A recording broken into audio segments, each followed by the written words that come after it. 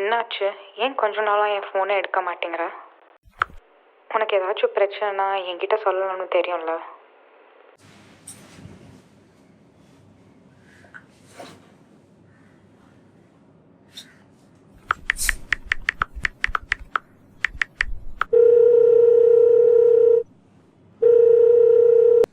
டேய் மச்சான், டேய் என்னடா?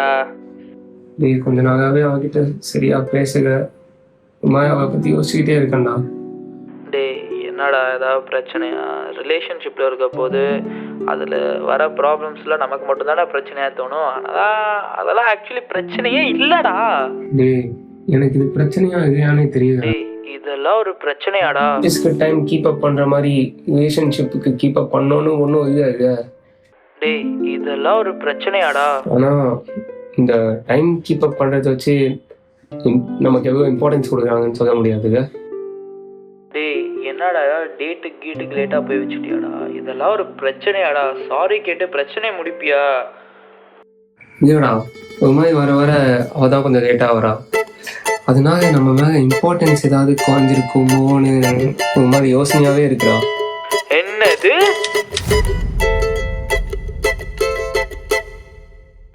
டைமா? இம்பார்ட்டன்ஸா? அதை பற்றி நீ யோசிக்கிறியா? ஏண்டா இதெல்லாம் ஒரு ஃபோனை விட லூசு பாயில. இதை பற்றி யோசிக்கிறதுக்கு என்ன தப்பு? எனக்கு சின்ன வயசுலேருந்து கிடைக்காத இம்பார்ட்டன்ஸ், என் தம்பி வந்ததுக்கப்புறம் போன இம்பார்ட்டன்ஸ், இதெல்லாம் அவகிட்ட இருந்து கிடைச்சிருந்த போது இப்போ அது இருக்காது. ஏன்னு தெரியும் என்ன கரெக்டாக இல்லையா? Drink bro.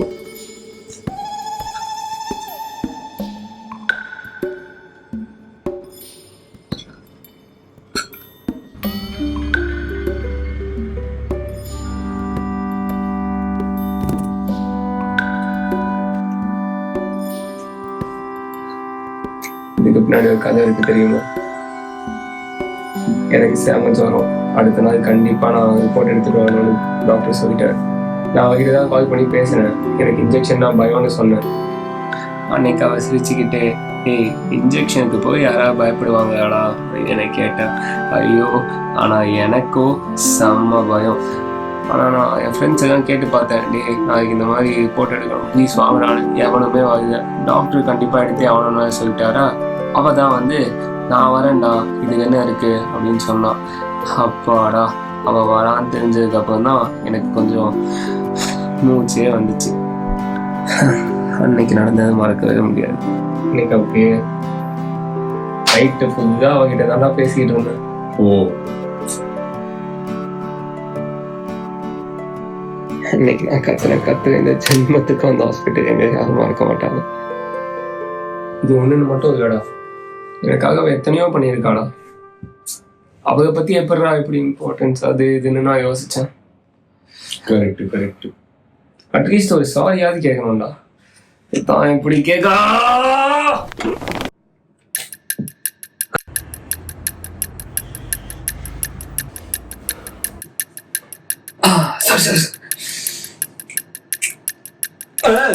சாரி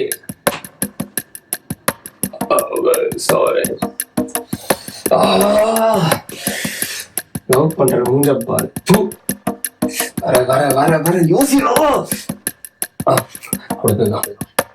முடிக்கா நமக்குன்னு ஒரு வீடு தான் வச்சோம். நான் நாய் மாதிரி நீ வேணா வர போனா போறேன். என்ன வேணா மட்டும் சொல்லாத முடிக்கா. சாரி முடிக்கா. இது வரைக்கும் சிக்கவா ஒன்ன மட்டும் நெஞ்சுக்குள்ள சத்தியமா நெஞ்சுக்குள்ள ஒன்றும் இல்ல.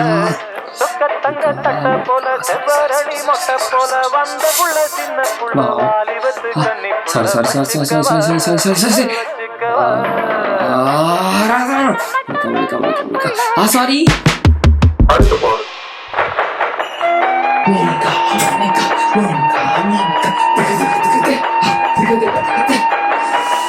சாரி.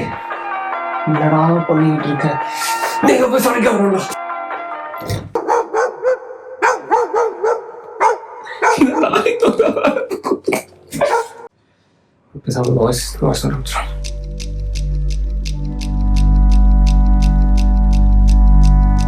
நீ பாரு, ஏன் எதுக்கு நான் கேட்காத? நான் என்னமோ யோசிச்சிட்டேன். I'm sorry.